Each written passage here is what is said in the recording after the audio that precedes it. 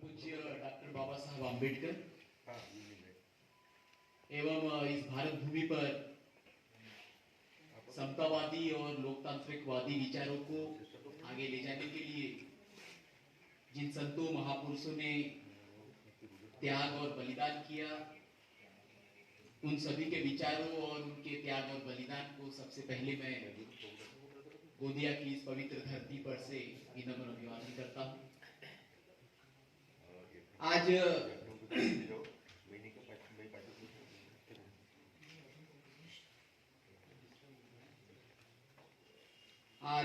इस गुरु नानक हॉल के मंच से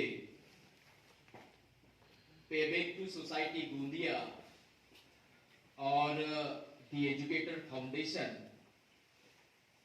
इनके प्रयास से आज गोंदिया में inheritance hierarchy and caste origins of political decay in India, इस पुस्तक का विमोचन एवं चर्चा सत्र कार्यक्रम रखा गया है।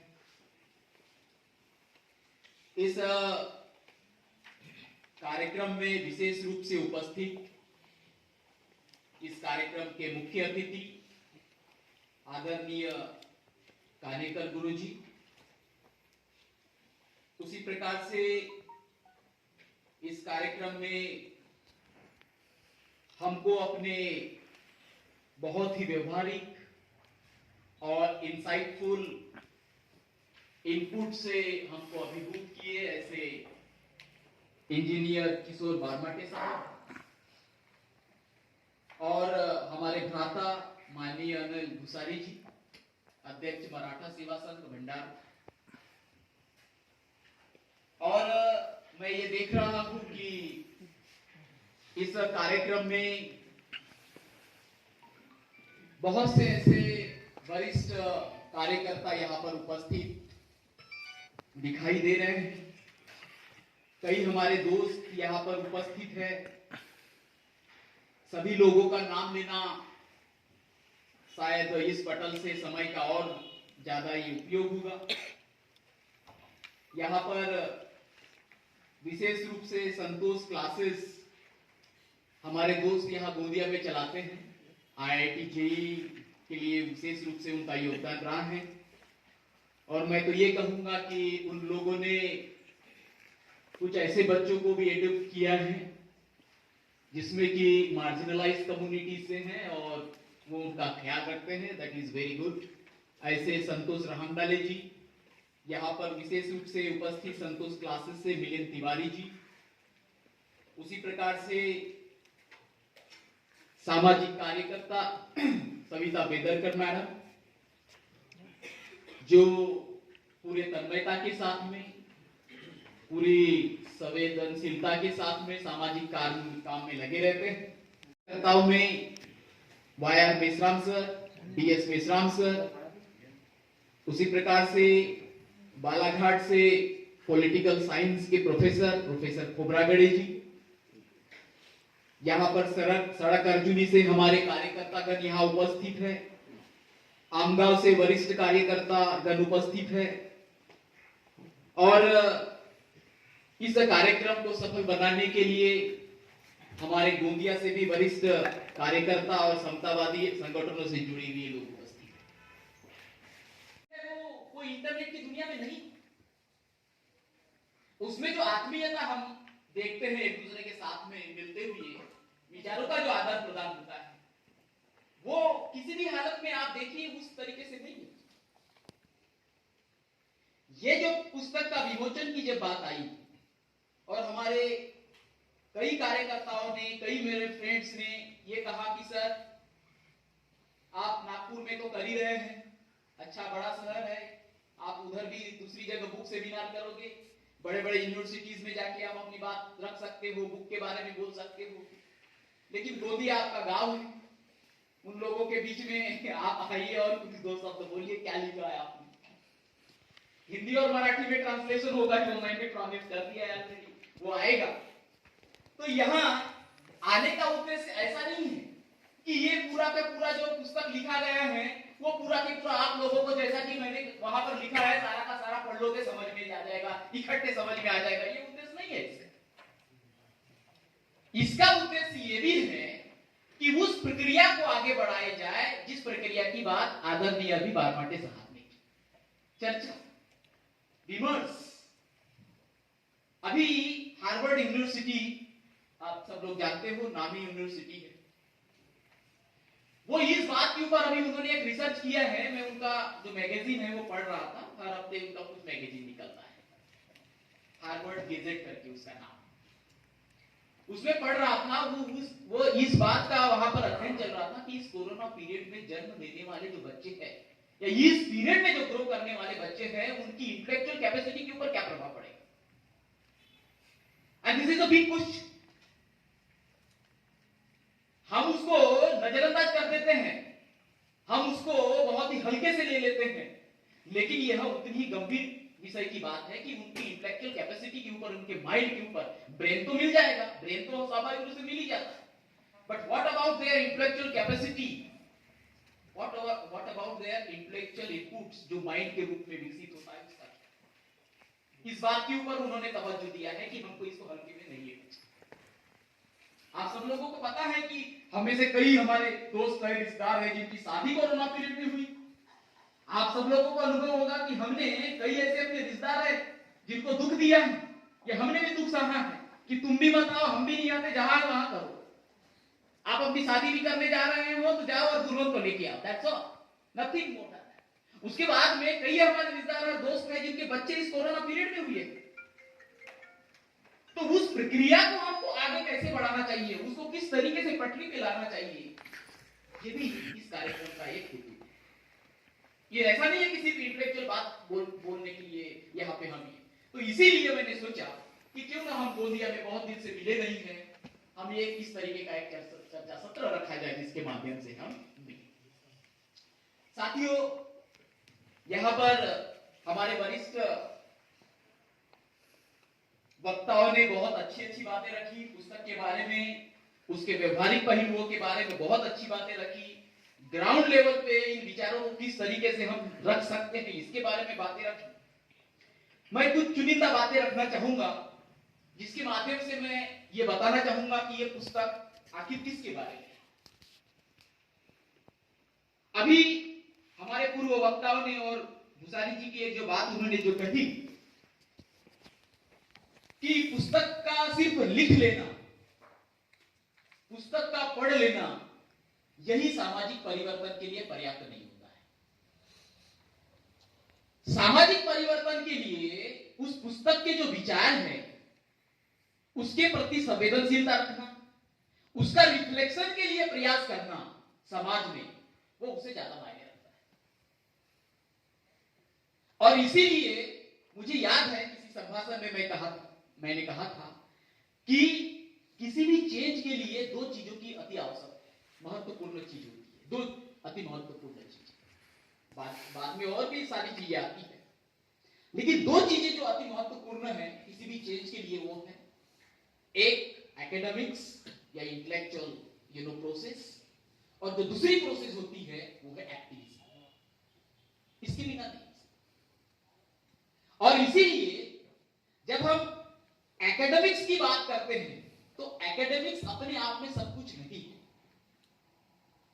मैं कितना भी बड़ा विद्वान होऊंगा, मैं बहुत सी पुस्तकें भी लिखा होगा, लिखेंगे भी, आगे भी लिखेंगे, किसी भी यूनिवर्सिटी में पढ़ा भी रहा होगा, मेरे में बहुत इंटेलेक्चुअल कैपेबिलिटी होगी, मैं बहुत सा डाटा और बहुत सा एनालिसिस करने में समर्थ होगा, मेरे को सारी की सारी रिसर्च मेथोडोलॉजीज भी मेरे उंगलियों पे होगी, लेकिन यह पर्याप्त नहीं है। और वो क्यों साबित होता है? वो इसीलिए, अगर यही रहता तो हमको एक्टिविज्म की जरूरत ही नहीं पड़ती। लेकिन एक्टिविज्म आता कहां से है? That is the most important. What is the origin and roots of the activism? Where it comes from? It comes from what Baba Sahab calls agitation. Agitate. और एजुकेट कब होंगे? जब आप एजुकेट होंगे। और एजुकेट का मतलब यह नहीं है कि मैंने पुस्तक लिख लिया या पढ़ लिया, नो, इट डजंट। समाज में जिस तरीके का हमको परिवेश दिखता है, समाज में जिस तरीके की स्थितियां दिखती है, समाज में जो हो रहा है उसके प्रति मैं संवेदनशील ही नहीं हूं, उसके प्रति मेरे मन में चिढ़ ही नहीं हो रही है, मैं उसके प्रति आत्ममंथन या चिंतन नहीं कर रहा हूं, तो मैं कितना भी पुस्तक पढ़ूं या कितना भी लिखूं, उसे परिवर्तन होने वाला नहीं। और इसीलिए एक्टिविज्म के साथ में, एकेडमिक्स के साथ में, इंटेलेक्चुअल कैपेसिटी के साथ में आपको एक्टिविज्म लाना अति महत्वपूर्ण। बाबा साहब को हम बाबा साहब के रूप में क्यों मानते हैं? इसीलिए कि उन्होंने बहुत सारी डिग्रियां ली? नहीं, बाबा साहब को हम बाबा साहब के रूप में इसलिए मानते हैं क्योंकि जिस तरीके का विचार और मंथन उन्होंने किया, उसका रिफ्लेक्शन समाज में लाने के लिए उन्होंने कोशिश की, उसके लिए संघर्ष किया, उसके लिए बलिदान किया, इसलिए हम उनको बाबा साहब के रूप में देखते हैं, एक मिसाल के रूप में देखते हैं, सामाजिक परिवर्तन की मिसाल के रूप में देखते हैं। अदरवाइज डिग्रियां तो सारी जगह उपलब्ध हो जाएगी आपको। और बाबा साहब ने जिस फिलॉसफी को माना, जिस फिलॉसफी की बात की, जिस दर्शन की बात की, जिस विमर्श की बात की, तो वो सिर्फ विमर्श उनको सिर्फ पढ़ने से नहीं आया। पढ़ने से उसमें गति जरूर आई, उसमें व्यापकता जरूर आई, लेकिन सिर्फ पढ़ने मात्र से उनमें वह विमर्श और वह फिलॉसफी नहीं आई। वो इसीलिए क्योंकि बाबा साहब ने न सिर्फ सामाजिक भेदभाव को देखा, ऑब्जर्व किया, अपितु उन्होंने बहुत ज्यादा अनुभव किया और अनुभव के आधार पर उन्होंने दूसरों की भी पीड़ा शेयर की, अपने साथ में अनुभव किया और उस ज्ञान के आधार पर सामाजिक परिवर्तन लाने के लिए उन्होंने कोशिश की। इसीलिए उन्होंने टॉवरिंग पर्सनालिटी बन सके और इसके कारण वो हमारे लिए सब मिसाल है। और इसीलिए मेरा मानना यह है कि हम सब लोगों को अपने जो भी विचार आते हैं, आइडियाज, उन विचारों को तवज्जो देनी चाहिए, उनकी रिस्पेक्ट करनी चाहिए और उनको गति देने की कोशिश करनी चाहिए। क्योंकि जो विचार आपको जड़त्व में ले जाएगा, या हो सकता है आपको ऐसा लगे कि ये विचार उतना कारगर होगा या नहीं होगा, ये लोग करेंगे या नहीं करेंगे, इसको लोग मानेंगे या नहीं मानेंगे, लोग आएंगे या नहीं आएंगे, लोग काम करेंगे या नहीं करेंगे, जैसे कि हमारे बार से जी ने बात, ये सारी होने के बावजूद, ये सारी चीजें होने के बावजूद भी हमको उस आइडिया के लिए प्रयत्न करना चाहिए। ये एक्टिविज्म, ये जो मैंने पुस्तक लिखने की कोशिश की है, ये ऐसा नहीं है कि इसमें मैंने बहुत ज्यादा यूं कहो कि कुछ नई डायमेंशंस जोड़ दी है या बहुत बड़ा नया ऐसा प्राइज लेने वाला जो चीज है उसके लिए मैंने ये किया है। No, it is not like that, ऐसा नहीं है। मैंने जो डॉक्टर बाबा साहब आंबेडकर ने और समतावादी विमर्श में विश्वास रखने वाले जो हमारे महापुरुष रहे हैं और उनकी त्याग और बलिदान से उनको आगे ले जाने वाले जो उनकी विचारधारा रही है, उसको मैंने संसार के सामने करेंट कॉन्टेक्स्ट में रखने की कोशिश की। This is what I have done. I have given, मतलब मैंने कई एग्जांपल्स दिए हैं, कई उदाहरण दिए हैं।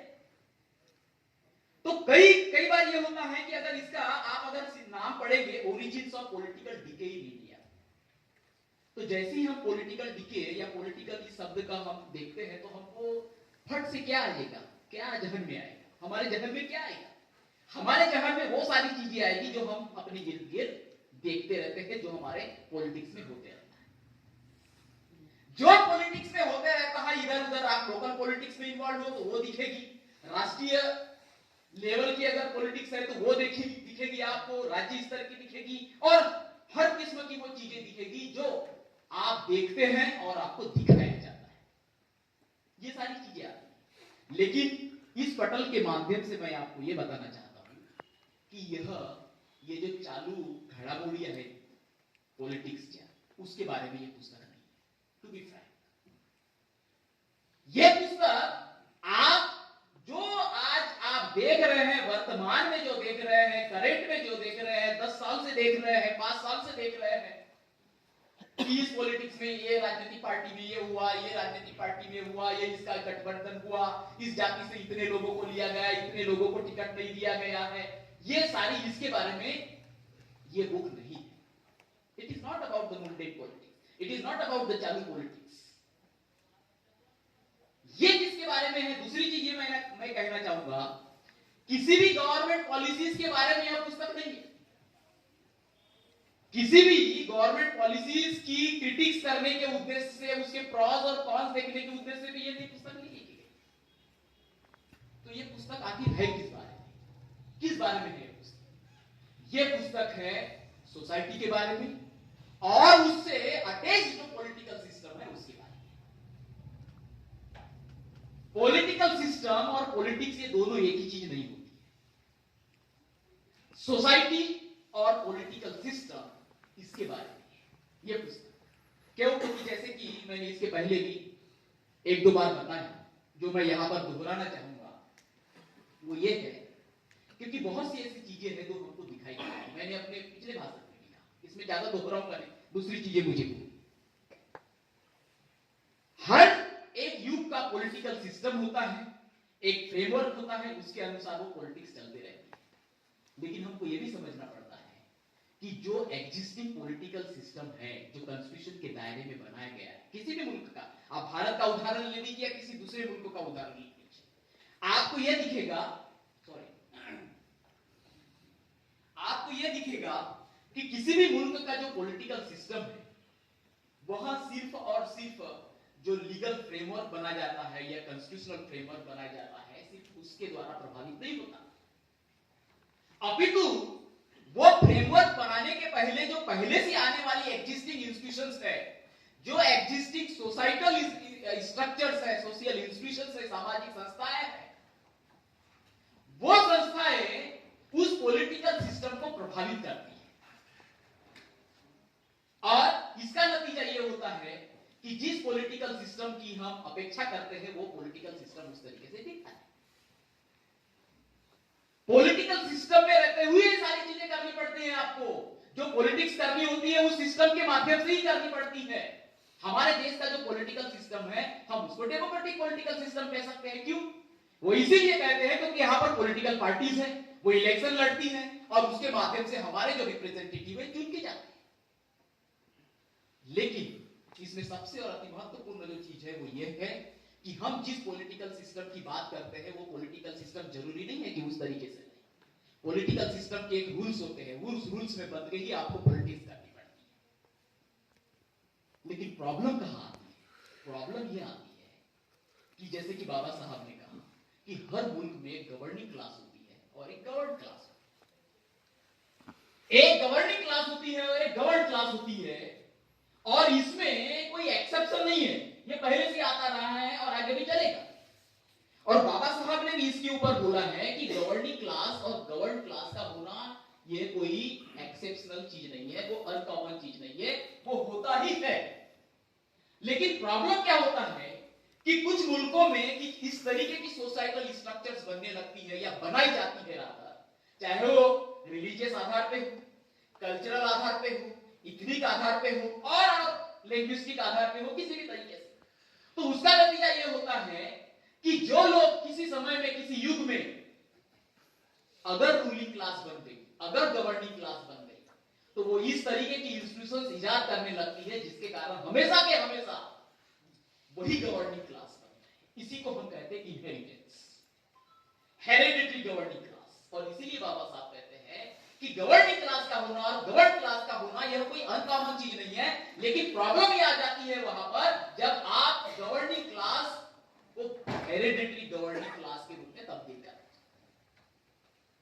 और अगर आप इस तरीके की इफर्ट्स करते हैं, इस तरीके के अटेम्प्ट करते हैं, तो उसका नतीजा ये होता है कि पूरा के पूरा जो बाबा साहब का जो पूरा विमर्श रहा है, रियलिस्टिक विमर्श जो रहा है, रियलिस्टिक जो डिस्कोर्स रहा है, वो उनका ये रहा है कि ये जो साइकिल चलता है कि हेरिडिटरी गवर्निंग क्लास हमेशा वही गवर्निंग क्लास रहे और जो गवर्न क्लास रहे वो गवर्न क्लास रहे, उसको तोड़ना। लेकिन इस तोड़ने के लिए उन्होंने हिंसक मार्ग का उपयोग नहीं किया। उन्होंने हमेशा डेमोक्रेटिक और कॉन्स्टिट्यूशनल हथियारों का उपयोग, कभी हिंसा का रास्ता उन्होंने नहीं अपनाया, क्योंकि उनको पता था कि हिंसा का रास्ता अपनाने वाले उन मुल्कों का क्या हुआ है। आज की परिदृश्य में हमको ऐसा सोसाइटी ये सोचना चाहिए कि जिस तरीके का मुल्क हम बनाना चाहते हैं भारत को, उसमें सभी लोगों का समावेश होना चाहिए। और समावेश होने का मतलब यह नहीं है जैसे कि अभी इन्होंने अपना भूसारी जी ने बताया, समावेश होने का मतलब ये नहीं है कि मैं यहाँ का राजा हूं और मैं तेरे लिए भी सारी की सारी नीतियां वही बनाऊंगा। अरे उनका भी तो सुन लो, उनके लिए नीतियां बन रही है तो उनको भी तो सुनना चाहिए, उनको क्या लग रहा है। और जब वो यहाँ आके मेरे साथ में जब विचार विमर्श करेंगे तभी तो अच्छी नीतियां बनने लगेगी।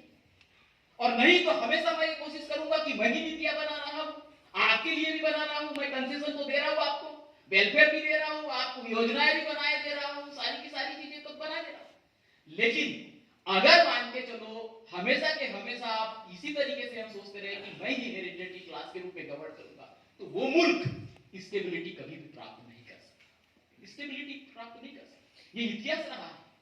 और मैं आपको ये भी बताना चाहूंगा कि तमाम जो विद्वान है जो डेमोक्रेसी के ऊपर विचार विमर्श कर रहे हैं, उनको ये लगता है कि ये डेमोक्रेटिक जो डेमोक्रेसी जो अपने पिछले 100 ईयर से जो हम ये सिस्टम देख रहे हैं, डेमोक्रेसी का मतलब क्या है? डेमोक्रेसी का मतलब सिर्फ बाबा साहब ने पॉलिटिकल सिस्टम तक कन्फाइन नहीं रखा है, सिर्फ गवर्नेंस तक सीमित नहीं रखा है, वो उसके बहुत परे जा गए हैं। और उन्होंने कहा कि डेमोक्रेसी का जो आधार है वो फ्रेटर्निटी। फ्रेटर्निटी जिस मुल्क में नहीं रहेगा, फ्रेटर्निटी और बंधुभाव या बंधुत्व जिस मुल्क में नहीं रहेगा, उस मुल्क में डेमोक्रेसी की स्टेबलाइजेशन होना it is very big question. तो हमारे देश में जो डेमोक्रेसी की जो डिफिनेशन जो दी जाती है बार-बार, दिस इज वेरी इंपॉर्टेंट। ये दो तीन जो एस्पेक्ट है मैं आपके सामने रखना चाहूंगा, which I have included in this book, जो मैंने इस बुक में बताया है, मैं आपके सामने रखना चाहता हूं। जब भी कोई विचार रखा जाता है, जब भी कोई विचार विमर्श रखा जाता है, जब भी कोई पुस्तक लिखी जाती है, तो उसका एक फ्रेमवर्क होता है, उसका एक चश्मा होता है, और उस चश्मे के माध्यम से, उस फ्रेमवर्क के माध्यम से वो पुस्तक उस विचार को आगे बढ़ाए। इसमें कोई दो मत नहीं है कि हम किसी न किसी विचारधारा से जुड़े रहते ही हैं, इसमें कोई दो मत नहीं। लेकिन सबसे बड़ी विचारधारा यह होनी चाहिए कि हम उन विचारधाराओं को तवज्जो दें, विचार विमर्श।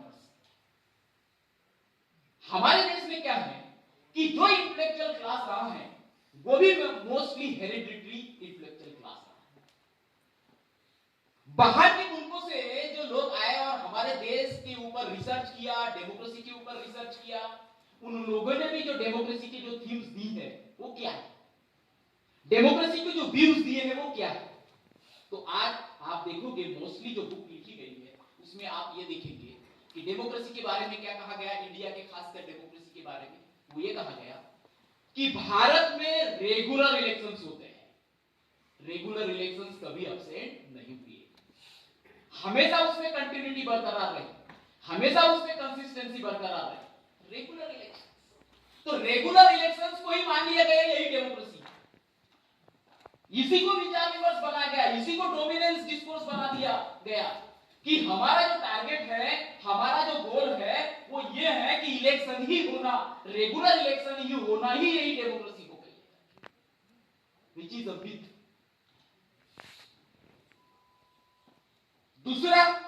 दूसरी जो चीज है कि देखो साउथ एशिया, ये दक्षिण Asia, Africa, Latin America, east Asia, ये सारे मुल्कों को देख लो जो भारत की गिरफ्त में है। अफ्रीका को देखो, हमारे देश के आजू बाजू के मुल्कों को देखो, और वहां देखो कि क्या हुआ।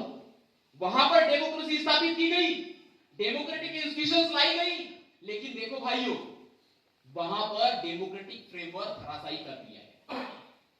वहां पर डेमोक्रेटिक फ्रेमवर्क की जगह तानाशाही आ गई, ऑथोरिटेरियन गवर्नमेंट आ गई, डिक्टेटरशिप आ गई। लेकिन यहां पर आई क्या, यहां पे आई क्या इंडिया में? नहीं, डेमोक्रेटिक इंस्टीट्यूशन जैसी की वैसी बनी हुई है।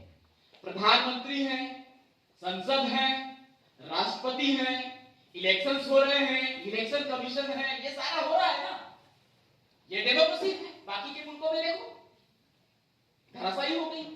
ये विचार विमर्श लाया गया, इसको डोमिनेंट थीम बनाया गया, इसी को डेमोक्रेटिक थीम बनाया गया, और यही हम सब लोगों में बोला गया कि देखो ये।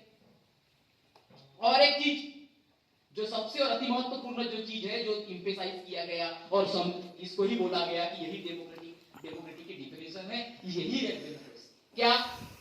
वो ये कि लोगों को वेलफेयर मैकेनिज्म देना, जन कल्याणकारी योजनाएं बनाना, कंसेशंस देना, ठीक है, doling out of the amount, हम आपके लिए ये बना के दे रहे हैं, हम आपके लिए ये दे रहे हैं, हम आपको टीवी दे रहे हैं, हम आपको ये योजनाएं दे रहे हैं, हम 2 रुपए किलो चावल दे रहे हैं, 3 रुपए किलो हम आपको गेहूं दे रहे हैं। अरे रहो ना इसी में खुश। इस चीज को भी डेमोक्रेटिक डिफिनीशन का भाग बनाया गया और इसी को परोसा गया कि जैसे कि यही डेमोक्रेसी। मैं ये नहीं बोल रहा हूं कि ये आवश्यक नहीं है, आई एम नॉट सेइंग, मैं उस विचार विमर्श की बात कर रहा हूं जिसको ज्यादातर प्रचलित किया गया कि हाँ ये डेमोक्रेसी है। और उसका नतीजा क्या हुआ? उसका नतीजा हुआ कि 2 अति महत्वपूर्ण चीजों को हम बाजू में कर गए, जो डेमोक्रेसी का बहुत ही अति महत्वपूर्ण हिस्सा होना चाहिए।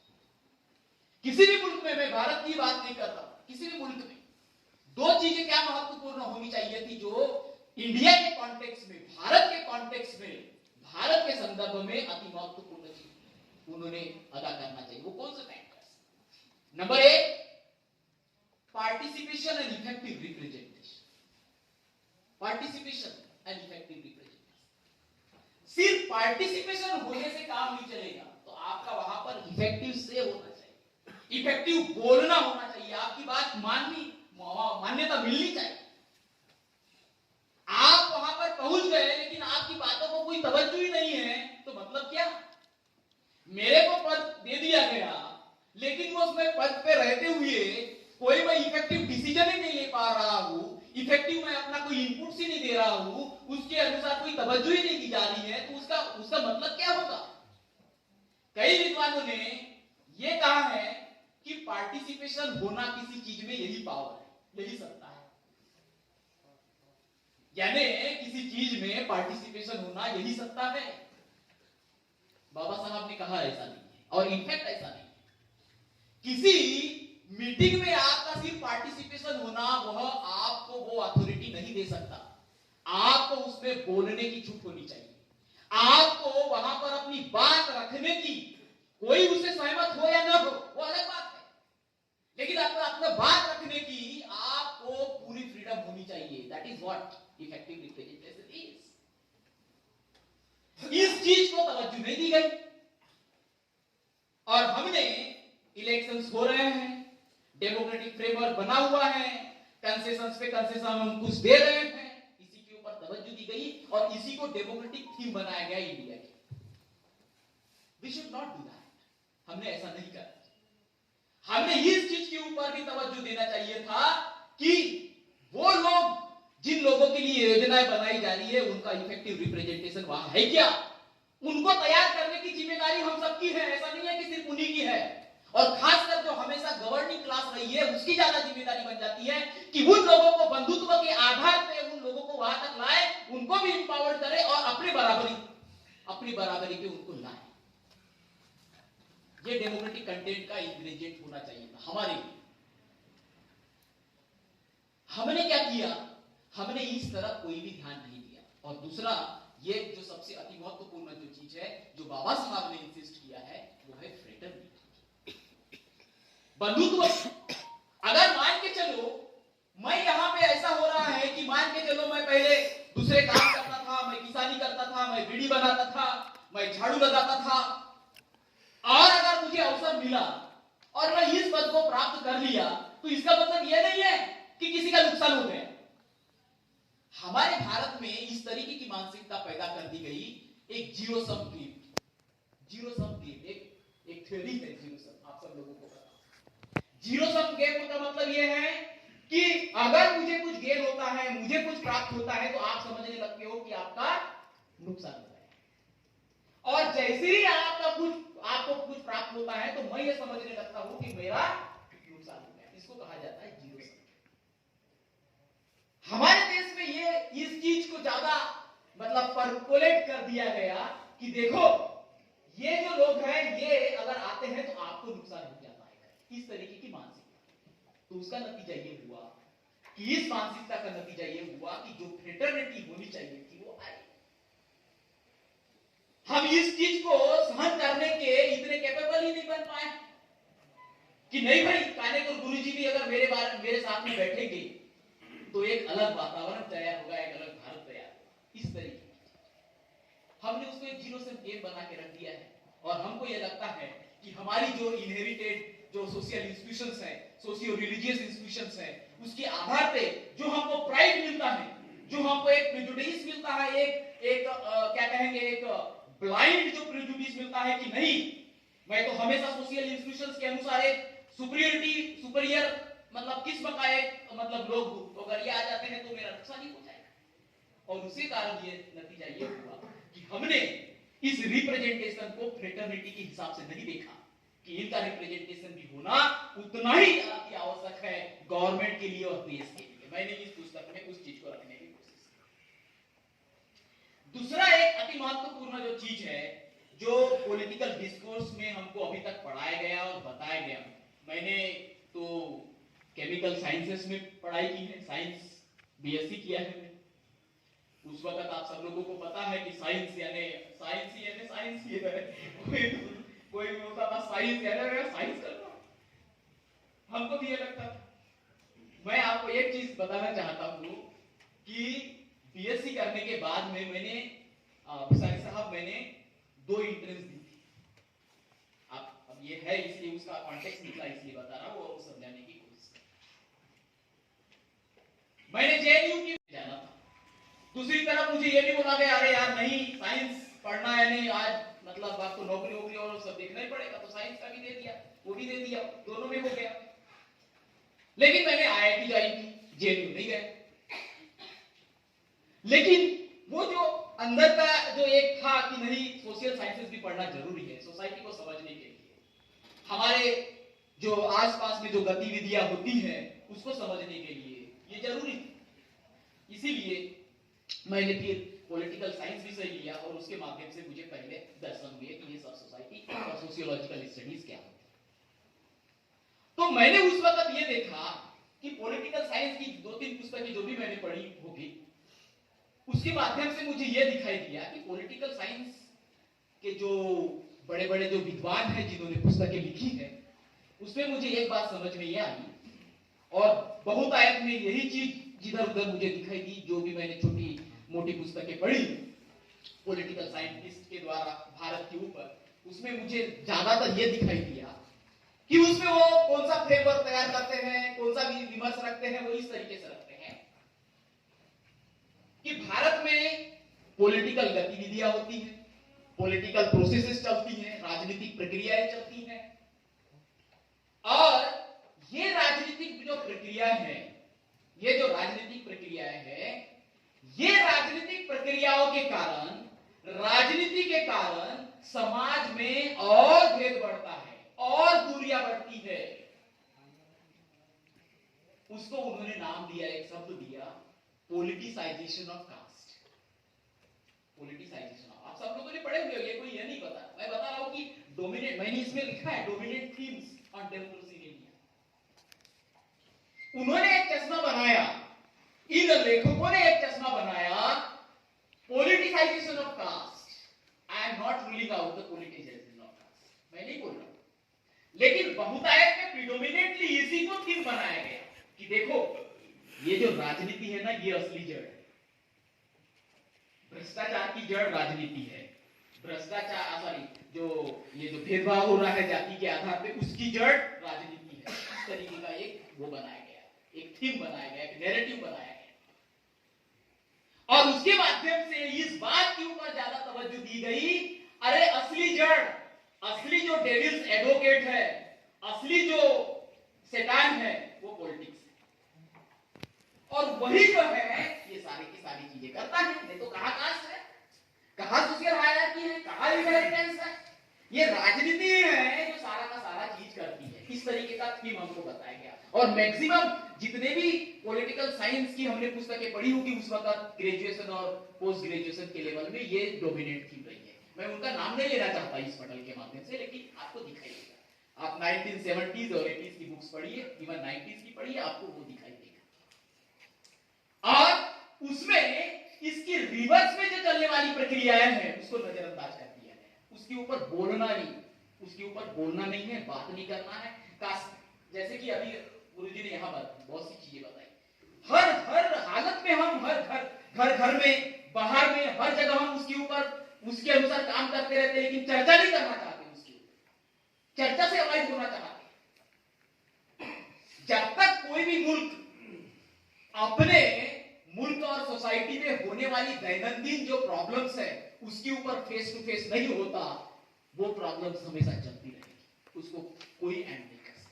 Because we don't want to talk on that, we don't want to discuss this points. आज देखो हम आप ऑफिसेस में काम करते हैं, ऑफिसेस में काम करते हैं हम सब लोग, किसी न किसी गवर्नमेंट ऑफिसेस में, प्राइवेट वगैरह, वहां पर आप चुनिंद दुनिया भर की सारी चीजें हो जाएगी, लेकिन इसके ऊपर विचार विमर्श नहीं हम करते कि किस तरीके से हम इसका सॉल्यूशन निकालें, क्या सही में हम इस तरीके से कर रहे हैं, क्या डोंट वांट। और उसी का नतीजा ये होता है कि हम देखते हैं कि जो सोशल हायरार्की बनी हुई है, उस तरीके की सोशल हायरार्की हमको रिफ्लेक्ट होते दिखाई देती है, रिफ्लेक्ट होती। आखिर हम इस मुल्क के माध्यम से, संविधान के माध्यम से, डेमोक्रेटिक फ्रेमवर्क के माध्यम से हम करना क्या चाहते हैं एज सोसाइटी?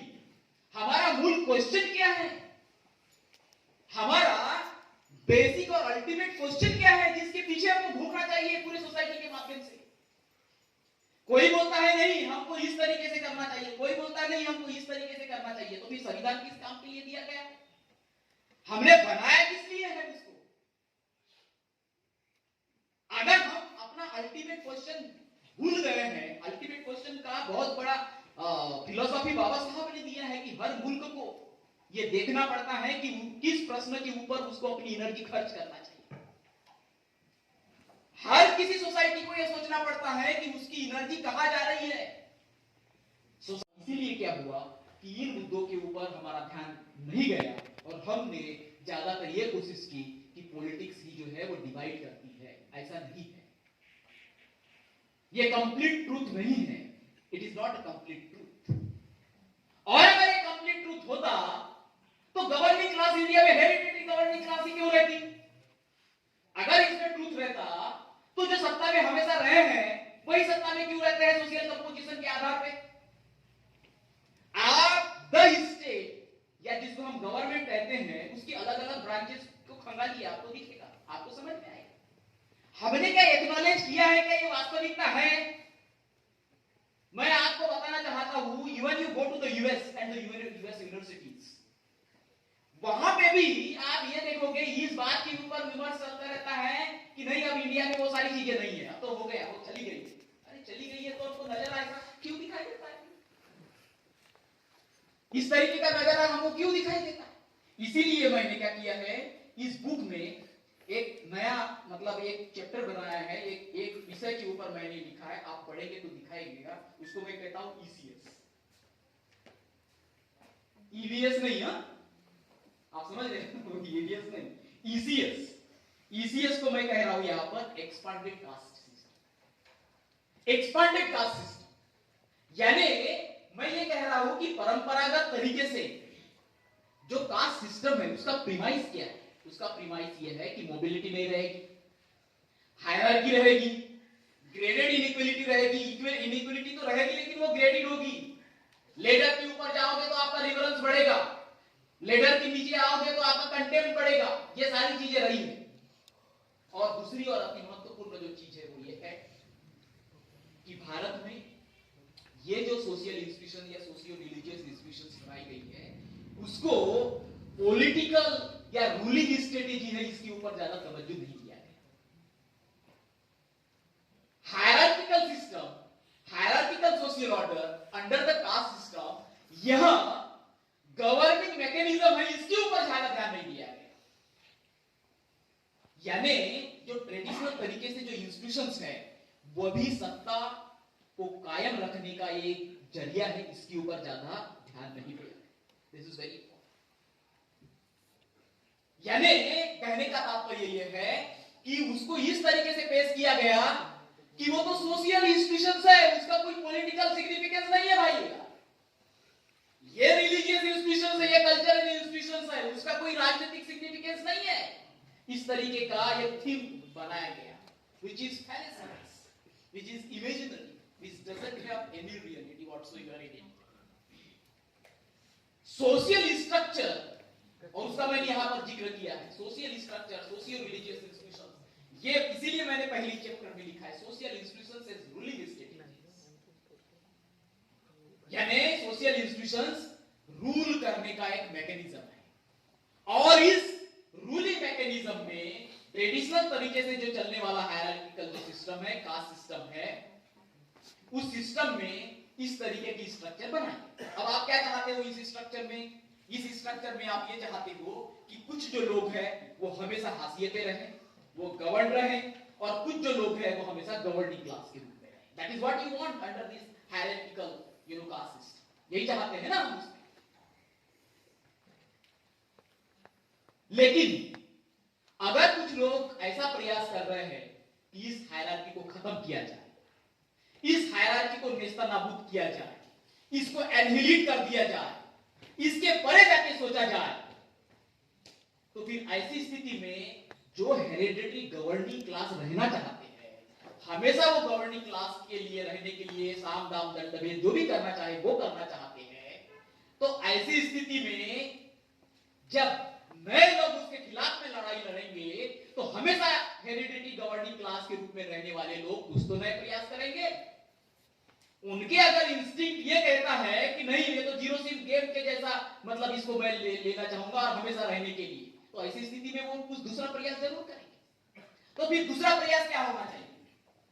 दूसरा प्रयास ये होना चाहिए कि अगर कुछ लोग ऑटोनोमस बनना चाहते हैं, इस हायरार्किकल सोशल ऑर्डर के बाहर जाना चाहते हैं, वो अपना ऑटोनोमस स्पेस या स्वायत्त स्पेस खड़ा करना चाहते हैं, स्वतंत्रता चाहते हैं इस पूरे के पूरे खामियाजे से, पूरा के पूरा इसे बाहर निकलना चाहते हैं, किसी के माध्यम से निकले, चाहे वो रिलीजियस माध्यम से निकले, कास्ट हायरार्की के माध्यम से निकले, और किसी भी माध्यम से निकले, तो उनकी एक पॉलिटिकल ताकत इंडिपेंडेंट बनेगी, ऑटोनोमस। और मैं ये मान के चलता हूं कि कोई भी सोशल ग्रुप, चाहे वो इंडिया का हो या बाहर का, कोई भी सोशल ग्रुप जब तक उसकी ऑटोनॉमी बरकरार रहेगी तभी वो असर्टिव रह सकेगा, तभी उसका इफेक्टिव रिप्रेजेंटेशन हो सकेगा। और जो ग्रुप अगर ऑटोनॉमस नहीं है, इंडिपेंडेंट नहीं है, स्वायत्त नहीं है, उसको अपना निर्णय ऐसा कम्युनिटी, ऐसा सोशल ग्रुप लेने की उस पे कुवत ही नहीं है, या उस कुवत को वो खुद ही कुल्हाड़ी मार के अपने पैरों पर कुल्हाड़ी, उन्होंने ये बताने की कोशिश की है कि किसी भी कंट्री में दो अति महत्वपूर्ण एस्पेक्ट्स हैं, दो डायमेंशंस होते हैं किसी भी मुल्क के। वो डायमेंशंस, वो विमाएं कौन सी है? एक है आपकी स्टेट, यानी द गवर्नमेंट। अब यहां पर जब मैं गवर्नमेंट का मतलब यह नहीं है कि काउंसिल ऑफ मिनिस्टर्स, गवर्नमेंट या स्टेट का मतलब यह है तीनों उसके branches, legislature, judiciary and executive, तीनों आ गए, और उसमें जितना भी इंफ्रास्ट्रक्चर है स्टेट का, स्टेट इंस्टीट्यूशंस का। और दूसरी जो बीमा होती है वो है सोसाइटी। एक है सोसाइटी और एक है स्टेट, एक गवर्नमेंट है और दूसरा सोसाइटी है। उन्होंने क्या तर्क दिया है जिसका मैंने यहां बयान किया है? उन्होंने तर्क दिया कि किसी भी मुल्क को अगर आगे बढ़ना है तो गवर्नमेंट को भी मजबूत होना जरूरी है और सोसाइटी को भी मजबूत होना जरूरी है। गवर्नमेंट को भी मजबूत होना जरूरी है और सोसाइटी को भी मजबूत होना जरूरी है। तो आप उसको ग्राफ के माध्यम से इस तरीके से समझो, हम मैथ्स पढ़ते हैं 10वीं तक। एक होती है वाई एक्सिस, एक वाई एक्सिस होती है, और ये वर्टिकल जाने वाली, ऊर्ध्वाधर जिसको कहते हैं, और दूसरी होती है हॉरिजॉन्टल जाने वाली, जिसको हम कहते हैं क्षैतिज। क्षैतिज एक्सिस, हॉरिजॉन्टल एक्सिस और ये वर्टिकल एक्सिस। वर्टिकल एक्सिस में आप कल्पना करो एक गवर्नमेंट, स्टेट है, और आप एक्सिस में कल्पना करो कि ये सोसाइटी है। अब ये मुझे बताइए, ये कितने डायमेंशंस है? दो ही डायमेंशंस है, दो डायमेंशंस है, दो डायमेंशंस है, और उनका कहना है कि ये दोनों स्ट्रांग होना जरूरी है, गवर्नमेंट का भी और सोसाइटी का। लेकिन स्ट्रांग होने का मतलब क्या है? स्ट्रांग होने का मतलब क्या है? अगर मान के चलो यहां पर गुरुजी बैठे हुए हैं, एक पद पे हैं, तो यहां पर दो चीजें हैं, एक गुरुजी का एक अलग व्यक्तिमत्व और वो पोस्ट, ये दोनों एक ही चीज नहीं है। गुरुजी अलग व्यक्तिमत्व है और वो पोस्ट डिजाइनेशन किया गया है उसका, वो अलग है, दोनों चीजें अलग है। कॉन्स्टिट्यूशन क्या कहता है? कॉन्स्टिट्यूशन की स्पिरिट क्या कहती है, डेमोक्रेटिक स्पिरिट क्या कहती है कि वो जो पोस्ट है वो स्ट्रांग बने, गुरुजी स्ट्रांग बने, ये नहीं कहती। तो अगर स्टेट मजबूत होने का मतलब यह है कि वह जो पद है वह इतना मजबूत बने कि वह निर्णय ले सके, वह निर्णय ले सके। गुरुजी मजबूत बनना है ये, और वहां पर बैठने वाला व्यक्ति वह उस पद के अनुसार काम करे, उस पद के अनुसार काम करे, उस डिजाइनेशन के अनुसार काम करे, उसको जो रिस्पॉन्सिबिलिटी दी गई है उसको फॉलो करना ही है। इसको कहते हैं ऑटोनोमस गवर्नमेंट, इसको कहते हैं इम्पर्सनलाइज्ड गवर्नमेंट, इसको कहते हैं स्वायत्त गवर्नमेंट, स्ट्रांग गवर्नमेंट। अगर कानेकर गुरुजी स्ट्रांग बन गए, कानेकर गुरुजी स्ट्रांग बन गए, तो वो पद का उपयोग अपने तरीके से कुछ भी कर सकते हैं। तो वो समाज के लिए, वो गवर्नमेंट के लिए इंपॉर्टेंट नहीं है। इंपॉर्टेंट ये है कि उस पद की गरिमा और उसका महत्व बढ़े, वो स्ट्रांग बने। इसको कहते हैं the strength of the state, इसको कहते हैं गवर्नमेंट स्ट्रांग होना चाहिए। दूसरा है सोसाइटी। तो सोसाइटी का स्ट्रांग बनने का क्यों स्ट्रांग चाहिए सोसाइटी, वो इसीलिए स्ट्रांग चाहिए और वो कलेक्टिव स्ट्रेंथ होनी चाहिए, कलेक्टिव स्ट्रेंथ। सोसाइटी का मजबूत होने का मतलब यह होता है कि हम ऐसा सोसाइटी गवर्नमेंट के ऊपर नियंत्रण रख सकें। ऐसा नहीं है कि आपने उनको चुन के दिया और उसके बाद में 5 वर्ष तक वो जो आपने नहीं बोला था, जो आप नहीं चाहते थे, वो सारे काम उन्होंने कर दिया, और जो आप चाहते थे उन्होंने वो किया नहीं, 5 साल चले गए। यह सोसाइटी स्ट्रांग नहीं हो सकती। और सोसाइटी ऐसा कलेक्टिव स्ट्रांग बनने के लिए फ्रेटरनिटी का होना चाहिए। उसमें सब लोगों की ताकत बढ़नी चाहिए, सभी लोगों की ताकत बढ़नी चाहिए। इसका मतलब है कि इंपावर्ड होना चाहिए, अपनी बात रखने का उनको वो ताकत होनी चाहिए। ऐसा नहीं है कि मैं जो बोलूंगा सोसाइटी में आप सब लोगों को मानना पड़ेगा, नो।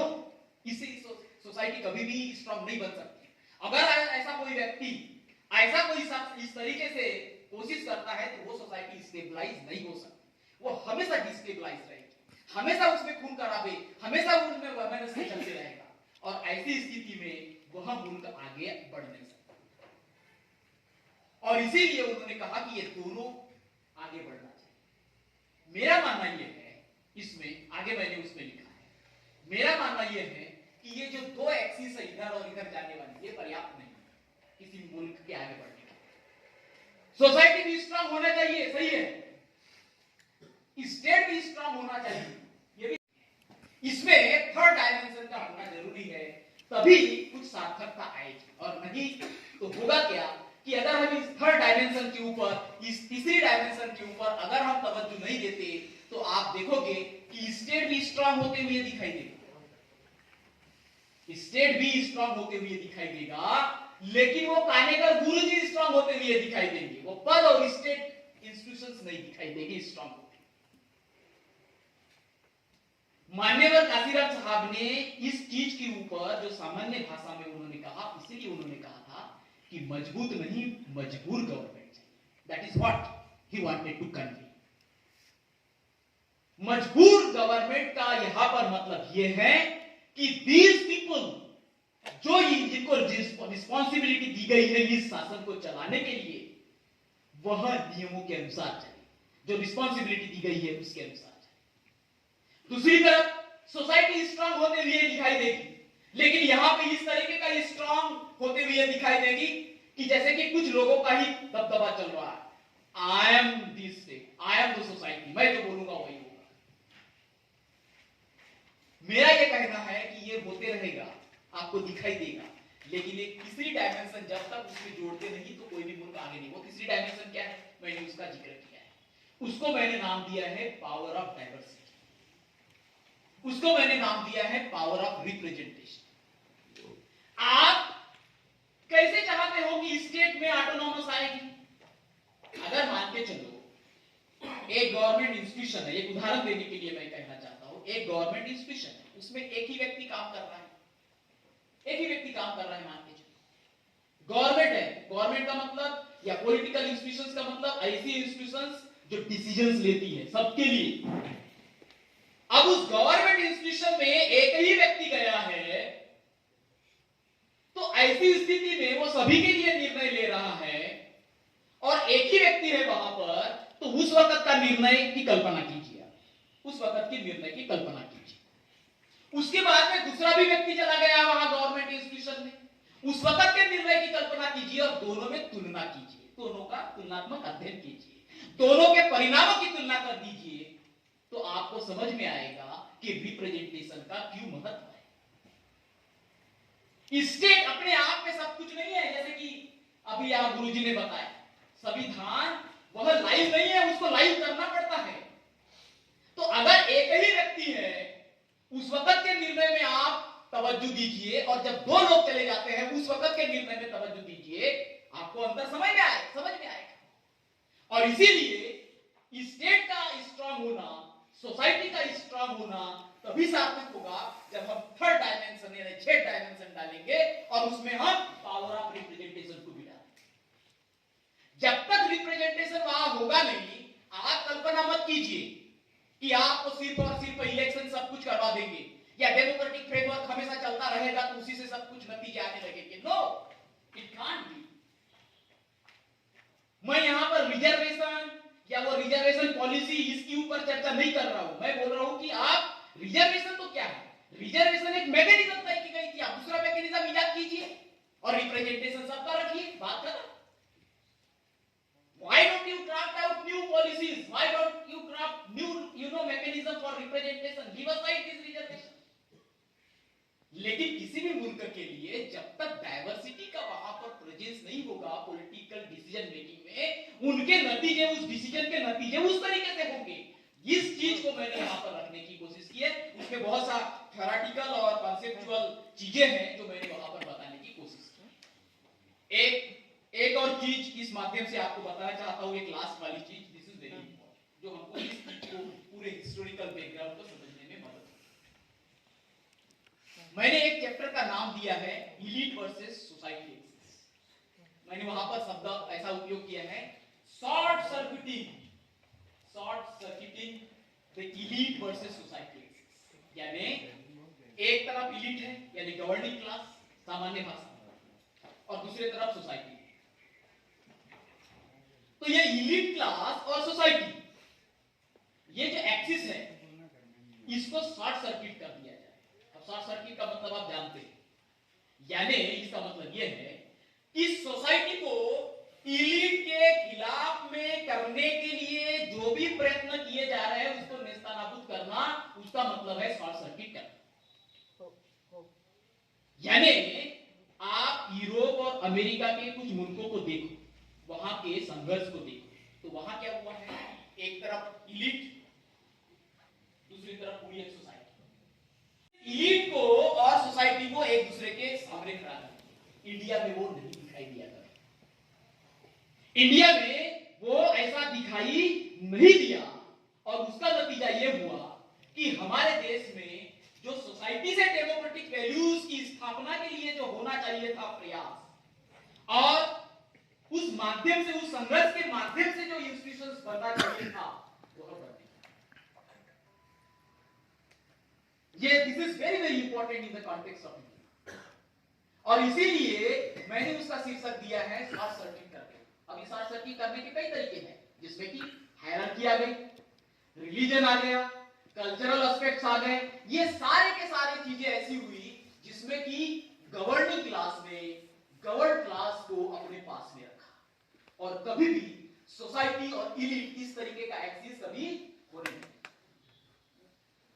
यूरोप और अमेरिकन कंट्रीज में इस तरीके का एक्सिस बना और उसका नतीजा यह हुआ कि वहां पर डेमोक्रेटिक इंस्टीट्यूशंस जब बनने लगे तो वहां सब लोगों का बहुतायत में समावेश था और उसका नतीजा यह हुआ कि जब वहां पर नई जो डेमोक्रेटिक इंस्टीट्यूशंस बनने लगी, वहां पे डाइवर्सिटी का भी प्रेजेंस रहने लगा, डाइवर्सिटी का प्रेजेंस रहा। और इसी के कारण हम देखते हैं कि वहां पर सोसाइटल इवोल्यूशन हुआ डेमोक्रेटिक वैल्यूज का। हमारे देश में इसको शॉर्ट सर्किट करने की कोशिश पहले की गई, अभी भी जारी है, आगे भी जारी रहेगी, ताकि इस तरीके का कोई भी जो संघर्ष है इंडिया में ना हो। कम्युनिज्म वालों ने उसको एक अलग नजरिए से देखने की कोशिश की, जो इंडिया के संदर्भ में उतना उनका तर्क संगत नहीं हुआ, क्योंकि इंडिया की परिस्थितियां अलग थी और है, और इसीलिए यहाँ पर देखते हैं हम कि उस तरीके का उनका जो एक्सपेरिमेंट है वह यहाँ पर कामयाब होते हुए कभी दिखाई नहीं। बाबा साहब ने इसके ऊपर बहुत सा लिखा हुआ है, बुद्धा एंड कार्ल मार्क्स वगैरह वगैरह के ऊपर बहुत सी चीजें इसमें लिखी गई है। तो ऐसी बहुत सी मतलब मैंने चीजें यहाँ पर, और सबसे अति महत्वपूर्ण जो चीज है जो यहाँ पर भूसारी जी ने भी बताया है वो ये है कि मैंने एक चीज जो यहाँ पर लिखने की कोशिश की है वो है casteist capitalism and dilemma of democratic society. Casteist capitalism इसलिए मैंने कहा क्योंकि इसमें हमारे मुल्क में जो कैपिटलिज्म आया, कैपिटलिज्म अगर आप देखें तो उसमें इनहेरेंट कोई ऐसा डीएनए नहीं है कि किसी के साथ में भेदभाव करेगा।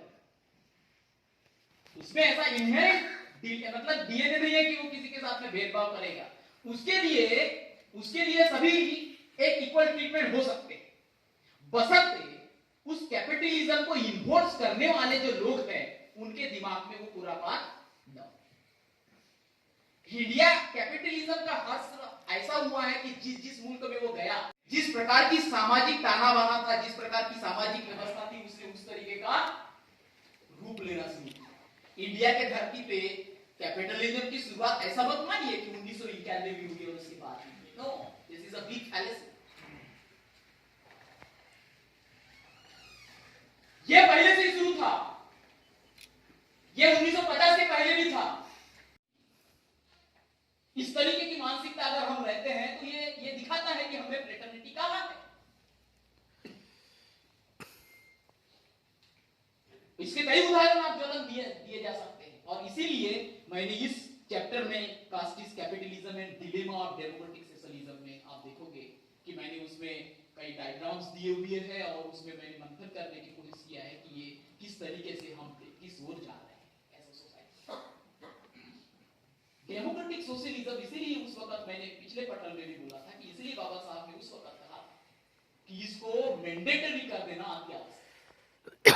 क्योंकि होगा क्या अगर इसको मैंडेटरी नहीं करते हैं आप, तो आगे आने वाली कोई भी किसी भी प्रकार की मेजॉरिटी आएगी वो इसको तरफ तवज्जो देगी नहीं।